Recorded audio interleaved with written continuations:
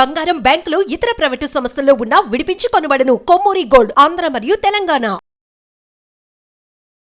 నమస్తే, welcome to మనం TV. ప్రస్తుతం మనతో పాటు ఉన్నారు ప్రముఖ ఆయుర్వేదిక్ డాక్టర్ బుక్కా మహేష్ బాబు గారు. సార్తో మాట్లాడి మనకున్న సందేహాలు నివృత్తి చేసుకుందాం. హలో సార్, నమస్తే. నమస్తే సార్, బ్రెస్ట్ క్యాన్సర్ ఈ మధ్యగా ఎక్కువగా వింటున్నాం. చిన్న ఏజ్ నుంచి కూడా ఇవి స్టార్ట్ అవుతున్నాయి. అయితే ఎందుకు వస్తాయి సార్? ఇది జెనెటికల్గా వచ్చే ఛాన్స్ ఏదన్నా ఉంటుందా? అలాగే వచ్చే ముందు మనకు కనిపించే లక్షణాలు ఎలా ఉంటాయి, ఎలా గుర్తించాలి దాన్ని? ఇప్పుడు యాక్చువల్లీ చెప్పాలంటే ఇవాళ రేపట్లో lung cancer, breast cancer, uterine cancer, అంటే పాలిసిస్టిక్ ఓవరీస్ అనేటటువంటి యూట్రైన్ క్యాన్సర్ కిందకి మారచ్చు. దాన్ని ఇన్ అడిషన్ టు దట్ ఏంటంటే గ్యాస్ట్రిక్ క్యాన్సర్ కూడా ఎక్కువగా ఉంటుంది. సో ఇదే కాకుండా దాని ప్రోస్టేట్ క్యాన్సర్ కూడా కనిపిస్తుంది, మగవాళ్ళలో ప్రధానంగా కనిపిస్తుంది ప్రోస్టేట్ క్యాన్సర్. కాబట్టి ఈ క్యాన్సర్ అనేటటువంటిది రావడానికి ఏంటి అంటే మన శరీరంలో ఉండేటటువంటి టిష్యూస్లలో వచ్చేటటువంటి టిష్యూ వేస్ట్. అసలు చెప్పాలంటే అంటే మనం తెలుసు మన సెల్లో జరిగేటటువంటి ఏవైతే మార్పులు ఉంటాయో ఆ మార్పుల వల్ల జరిగేటటువంటి వాటిల్లో వచ్చేటటువంటి వేస్ట్, సెల్లులో వచ్చే వేస్ట్. అంటే మనం ఏది తీసుకున్నా కానీ ఒక టీ కాచుకున్నా టీలో ఒక వేస్ట్ వస్తుంది, ఆ వేస్ట్ తీసి పడేస్తాం. శరీరంలో సెల్లో వచ్చేటటువంటి వేస్ట్ అనేటటువంటిది గుట్టలు గుట్టలుగా పెరిగిపోవడం వల్ల, అసలు ఆయుర్వేదంలో చెప్పాలంటే మలినాలు అంటారు.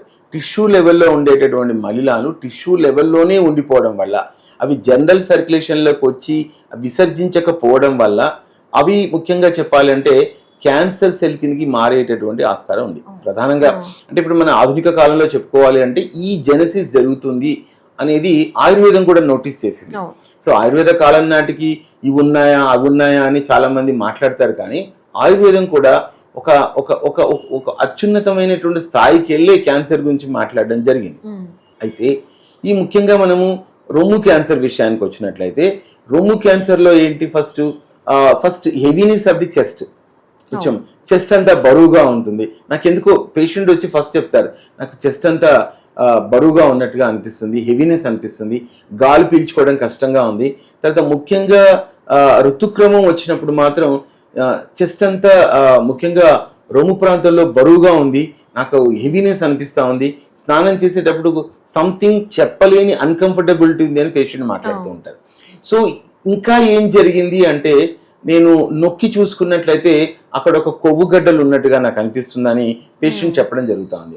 సో ఇట్లాంటివి ముఖ్యంగా మనం ఏంటంటే మెమోగ్రఫీ తీసుకున్నట్లయితే ఇది ఏ స్టేజ్లో ఉన్నాయి, అసలు నిజంగా చెప్పాలంటే వీటిని ఏమంటారు అనేది ఒక డీటెయిల్గా మనకి ఏమిటంటే అది ఒక వైద్యుడు డయాగ్నోస్ చేసుకునేదానికి వీలవుతుంది.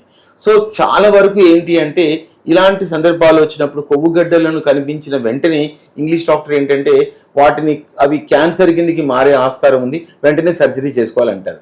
సో చాలా వరకు ఇటీవల కాలంలో ఏంటి అంటే అట్లాంటి కొవ్వుగడ్డలు వచ్చినటువంటి సందర్భాల్లోనే ఆయుర్వేద వైద్యుల దగ్గరికి వస్తూ ఉన్నారు. ఆయుర్వేద వైద్యులు కూడా వాటిని నిర్ధారించి తగ్గించేటటువంటి ఆస్కారం ఉంది. ఇట్లాంటి కొవ్వు గడ్డలు ఆయుర్వేదంలో తగ్గించుకోవడానికి కూడా చాలా చక్కని మందులు ఉన్నాయి. నా క్లినికల్ అనుభవంలో నేను చూసినంత వరకు ముఖ్యంగా యుక్త వయసులో ఉన్న వాళ్ళు ఎవ్వరు కూడా సర్జరీ దాకా వెళ్ళరు, ఎవ్వరు కూడా సర్జరీ చేయించుకోవట్లేదు. ఆయుర్వేద వైద్యులు స్టేజెస్ ఉంటాయి సార్.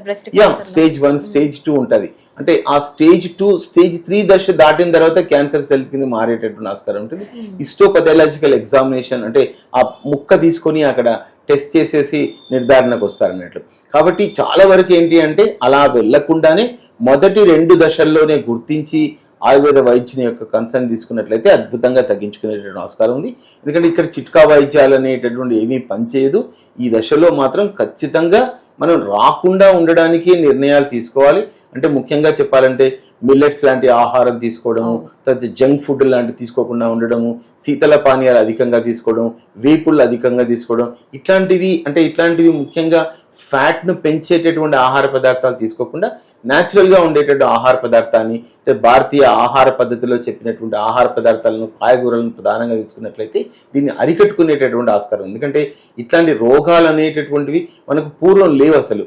ఇటీవల కాలంలో గ్లోబలైజేషన్ పెరిగిన తర్వాత ఆహార పదార్థాల విపరీతమైనటువంటి మార్పులు వచ్చిన తర్వాతనే ఇట్లాంటి వ్యాధులు ప్రస్ఫుటంగా మనకు కనిపిస్తూ ఉన్నాయి. కాబట్టి ఆయుర్వేద జీవన విధానాన్ని, ఆయుర్వేద పద్ధతిని, ఆయుర్వేద లైఫ్ స్టైల్ని కనుక తీసుకొని ఆయుర్వేద వైద్యుని యొక్క పద్ధతిలో కనుక ఉన్నట్లయితే ముఖ్యంగా ఈ రొమ్ముల్లో వచ్చేటటువంటి క్యాన్సర్ కంతులను పూర్తిగా తగ్గించుకోవచ్చు. ఎస్, అయితే ఆయుర్వేదం మెడిసిన్ ద్వారా తగ్గించుకోవచ్చు అంటారు, అంటే ఎలాంటి సర్జరీ లేకుండా? అంటే సర్జరీ అంటే ఏమిటి అంటే ఎక్కడైతే మనకి మనకి ఫైబ్రో ఎడినోమాస్ ఏవైతే వస్తాయో, అంటే గడ్డలు ఎక్కడైతే వస్తాయో, కణుతులు ఎక్కడైతే వస్తాయో వాటిని వాళ్ళు సర్జరీ ద్వారా తొలగిస్తారు. ఆయుర్వేద వైద్యులు అయితే ఏంటంటే అవి సర్జరీ అవసరం లేకుండా అవి కరగబెట్టేటటువంటి ఆస్కారం ఉంటుంది. కాబట్టి అద్భుతంగా ఆయుర్వేద వైద్యం చేయించుకుంటూ వాటిని తగ్గించుకునే ఆస్కారం ఉంది.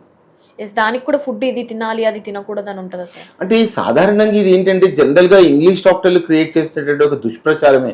ఆయుర్వేద వైద్యుడు కేవలం ఏదో పత్యాలు చెప్తారు, వంకాయ తినొద్దు, గోంగూర తినొద్దు, ఎడ్డు చేపలు తినొద్దు, మాంసం తినొద్దు అని అంటారు. కానీ అట్లా ఏమీ లేదు వాస్తవానికి ఏంటంటే ఆయుర్వేద వైద్యం అనేటటువంటిది రోగాన్ని బట్టి, పరిస్థితులను బట్టి, వయస్సును బట్టి, రీజియన్ని బట్టి, వాళ్ళ యొక్క ఆహారం తీసుకునే విధానాన్ని బట్టి మనం ఆహార పదార్థాలపైన విధి నిషేధాలు ఉంటాయి. కానీ ఏదో అందరికీ ఇది తినొద్దు అది తినొద్దు అని జనరలైజ్డ్ పత్యాలు మాత్రం ఆయుర్వేద వైద్యం లేదు.